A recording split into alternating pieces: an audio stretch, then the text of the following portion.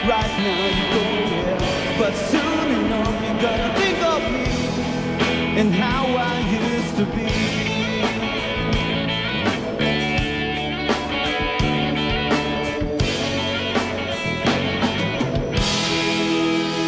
How I used to be. If shopping is already taking control of not only your personal finances but also your life, nako, you have a problem. Ano ba yung magandang gawin? Oo, dahil problema na yan, joining our intervention para mag-share ng kanyang insights tungkol dyan, kasama natin si... Hi, I'm Dr. Camille Garcia. I'm a psychologist and a reform shopaholic.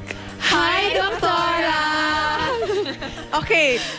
At least, this gives us some form of comfort. Kasi doktora siya, pero she admits that she was once a shopaholic. But the operative word now is that she is a reformed shopaholic. So, ladies, there is hope. Doc, how did you do that? Siguro kasi una-una talagang nung bata ako, may deprivation. So parang ang tendency, kahit na sabihin mo na meron naman, nagpa-panic buying kami. Tapos nag-hoard ako. Parang if I buy a certain shoes or kaya parang pagkain na gano'n, parang hindi pa pwede sa amin na isang piraso lang. I buy 10 Kasi cents, just in ganun. case, magkulang. Parang or... ganun feeling ko, ayoko magkukulang. So it comes to a point na parang sobra-sobra na tapos nabubulok lang. Tapos and then it comes to a point na parang I have to do something about this. Parang hindi lang pag-aaksaya yung ginagawa ko. There are so many people na nagugutom. Tapos ako talagang parang nag-gorge sa ganito. Yes. Sometimes you admit na medyo overboard na yung shopping niyo, di ba? So what are the things you do to control it? Yung self-imposed, measures. Ako, pina-adjust ko yung credit limit ng cards ko. Tapos, binawasan ko yung mga ATMs ko. Yung may isang lang ako, account na dun ko dinadeposit lahat. Tapos, yun, nandun lang lahat. Tapos, may isang akong ATM na parang 50 lang yung laman. Tapos, yun lang dala ko. So, pag nag-check ako, ay, 50 lang. Alam mo yung gano'n? Ginaganon ko na. Tapos, iniisip ko na lang din na parang, hindi, bibili ako ng house muna, gano'n. Yun lang lagi.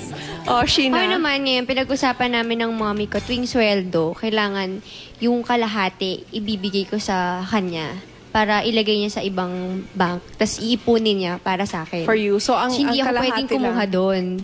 Tapos, iniiwasan ko na lang din na hindi ako makapag-mall. Yun lang naman eh. Kapag hindi ako napadaan sa mall. Kasi kahit daanan ko lang, kuya, sandali lang, may bibili lang ako, sabihin ko sa drivers, yun na, maghapon na ako doon. Talaga?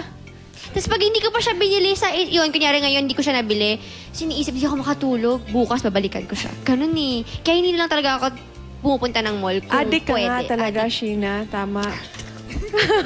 What about you, Princess? Me naman, I give my credit cards to my mom. I make her keep it. And then I have cash na lang. And then when I pay in cash na lang. So pag naubos na yung Recently, cash, di wala na. I've Next been month avoiding the mall also. Like Sheena. Tell us Kasi about dati- Doc, the mantra. At that the you mantra kasi develop. parang I really wanted na pag nandun na nandun yung anxiety eh. Chances are kasi if you're a shopaholic, merong anxiety na pag hindi mo nabili, hindi ka talaga titigil. It comes to a point also na ang nangyayari, pag yung wala dun sa store na yon, nagtatanong ako sa nandun sa store na yun, at hahanapin ko talaga siya kahit na ako taga-Cubao, pupunta ako talaga kahit sa Caloocan pa siya, kahit sa Alabang, para lang makita yung brand na yon, yung size na yon. My spirit and my body is one. Parang paulit-ulit siya, my spirit and body is one. I only want to see beautiful things but I don't want to buy them. Paulit-ulit siyang ganon.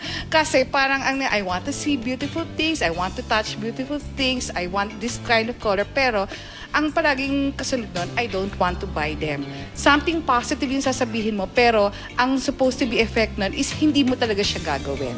You have to recite that mantra because yun na yung bala nyo. From the moment you step out of the studio until you go to the mall again, how many times, Doc, are you supposed to recite usually it? at least mga 30 times kasi pag yung nagkaroon na ng receptor, yung nag-transmit na sa brain mo, ibig sabihin, talagang magkakaroon na siya ng effect. Just like pag sinabi mong hindi ko siya kakainin, parang ganun, it will take yung parang 30 times na kaya yung iba, parang sasabihin, you have to chew your food 30 times. Kasi para sa ganun, ang tendency, sasakit yung panga mo, hindi ka kakain ng marami. Parang ganun. Okay. Pala yan. So, girls, recite it. I want to see beautiful things, but I don't want to buy them. I think talaga maturity happens when you realize that you don't have to have everything that you want. Diba? Yeah. Hindi lahat Totoo ng yun. gusto mo, kailangan mong maging Maging sa'yo. sa'yo. Oo, totoo yan. Oo minsan naman. pwedeng tingin lang and then Patingin. okay na. Oo naman. Patingin Kaya ka nga na. ako, te, panitingin ko sa'yo eh. Para okay na rin ako.